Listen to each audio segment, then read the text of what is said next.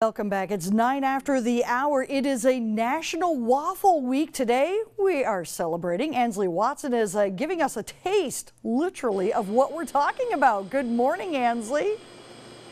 Good morning, Vicki. That's right. I am so excited about today. I love breakfast foods so much, but even yet, I love waffles. I'm standing in Gophers Bakery where they make Belgian waffles from scratch. Let me say that again. They make Belgian waffles from scratch. So you might recognize these waffles from their larger size, it's fluffier batter, the bigger holes to put fruit and whipped cream in. They are delicious. And just the way they make you feel so happy whenever you eat them. This morning I'm joined by Gemma Martello, and she is going to tell us all about Gophers and how they make these wonderful waffles. Good morning, Gemma. Good morning. So Gophers Bakery, that is an interesting name. Usually when people think of Gophers, they probably think of the animal. But there's a deeper meaning to it, isn't there? There is. We started off doing these waffles called the Goph, or Gopher, and then they Americanized it and turned it into Gophers, which is what we all know and love. And they're a Belgian waffle that's a dough waffle, and they're done with a big pearl sugar so that they're nice and sweet. And there's a difference between Belgian waffles and like Americanized waffles, correct? There is. American waffles have a tendency to be a little bit heavier, whereas the Belgian waffles have a nice crispy exterior, and then they're pretty fluffy on the inside. Yeah, what kind of toppings do people come in and put on these waffles? People love to do just some fresh fruit, or maybe some whipped cream and fresh fruit, a little bit of powdered sugar. They're sweet enough on their own, so you don't really need to do the traditional butter and maple syrup. Fantastic. I can't wait to show more about these waffles and just how you do make it. There's a secret recipe, I know there is, so I'm really excited to talk about that. Reporting live in Marquette, Ansley Watson, TV6 News.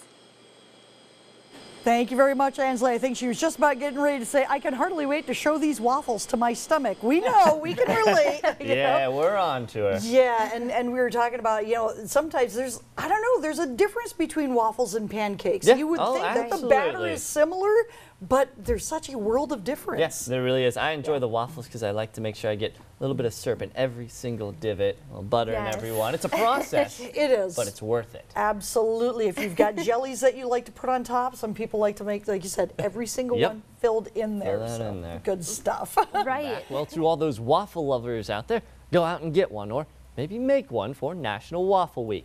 TV6's Ansley Watson is enjoying herself, of course, at Gophers Bakery, getting a taste of what this week is all about. Ansley, how are the waffles? The waffles are fantastic, Sam. I'm in waffle heaven over here. Fun fact, Belgian waffles were brought to the United States in 1964 at the World's Fair in New York. So we can all be very thankful for the guy who did that. This morning, I'm joined by the manager of Gophers Bakery, Gemma Martello. Gemma, good morning. Thank you for being with us. She's going to talk to us about their secret recipe of how they make these Belgian waffles here.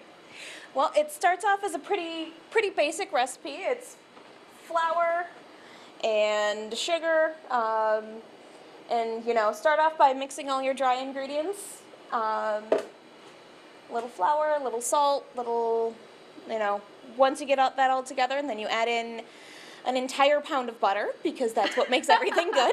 Can't have your waffles without butter? You cannot, and that's why you don't normally need to add butter, because we already have a pound of butter in there. And then you have your traditional eggs and sugar and a lot of milk. So do you know this recipe by heart? You just dump it in, you know what you're doing? I have been doing the recipe for years now. So I've got the whole thing memorized and have for a long time.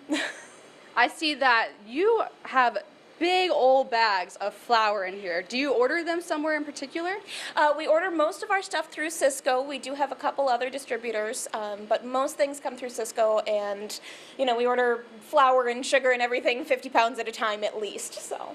All right, so once we've got this all mixed up, then what do you do with it? Then it has to rise for about 3 hours. Since it's a yeasted waffle recipe, it's got to have that time to get that air into there, and it Then we have irons that we keep very, very hot, traditionally a little hotter than you would normally do at home, because then the sugar can caramelize on the outside, and that's how you get that nice crispy exterior.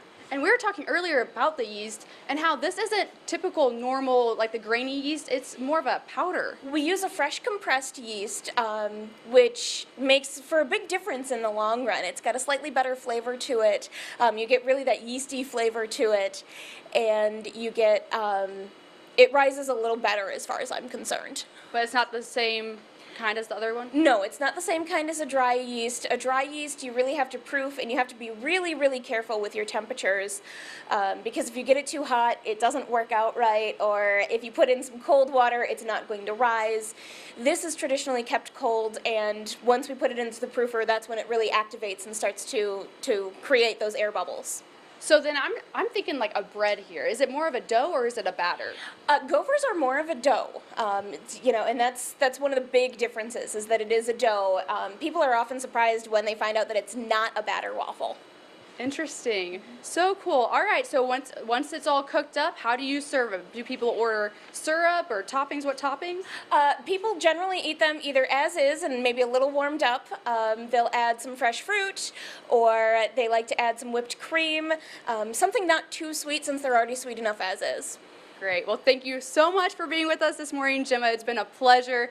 Cannot wait to finish off these waffles we made earlier. Super pumped about that. Reporting live in Marquette, Ansley Watson will be back with more of your TV6 morning news after the break.